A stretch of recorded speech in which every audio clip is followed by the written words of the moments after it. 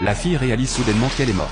Elle est là debout, mais sa mère ne peut pas du tout la voir. Elle appelle encore la police parce qu'elle a disparu. Neve paniquait.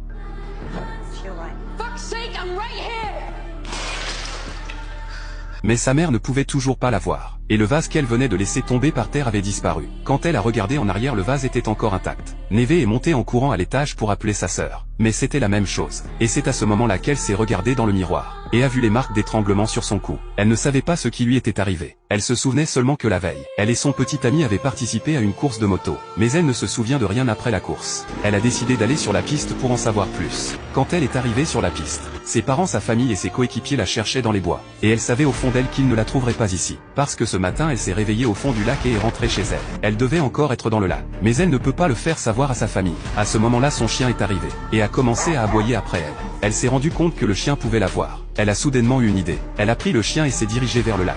Son beau-père a remarqué le comportement inhabituel du chien. Il a pensé qu'il devait avoir senti quelque chose, et a crié à tout le monde de le suivre. Bientôt elle a eu Teddy qui les conduisait au lac. Puis une nuée de corbeaux s'est envolée et a commencé à tournoyer au-dessus du lac. Le petit ami a regardé dans le lac, et a soudainement réalisé qu'il y avait un objet noir dans l'eau.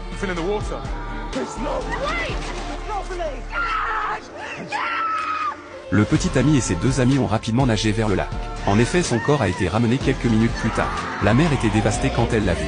Bientôt son père biologique est arrivé. Il était dévasté par la mort de sa fille. Quand la police est arrivée, tout le monde a quitté le lac le cœur lourd. Et puis Neve s'est soudainement rendu compte que son père la regardait encore et encore. Elle a regardé derrière elle, et a vu qu'il n'y avait personne d'autre.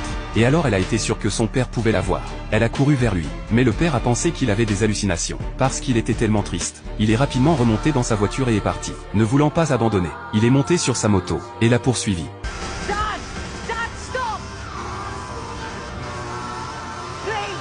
This isn't real. You can't abandon me. Leave me alone. Dad! You're dead. Son père a refusé de croire Neve. Alors Neve a pris une décision audacieuse. Quand le père a vu Neve debout à nouveau saine et sauve, il a finalement cru qu'il avait vu l'âme de sa fille. Quand elle est rentrée à la maison, Neve a demandé à son père ce qu'elle avait fait la nuit précédente.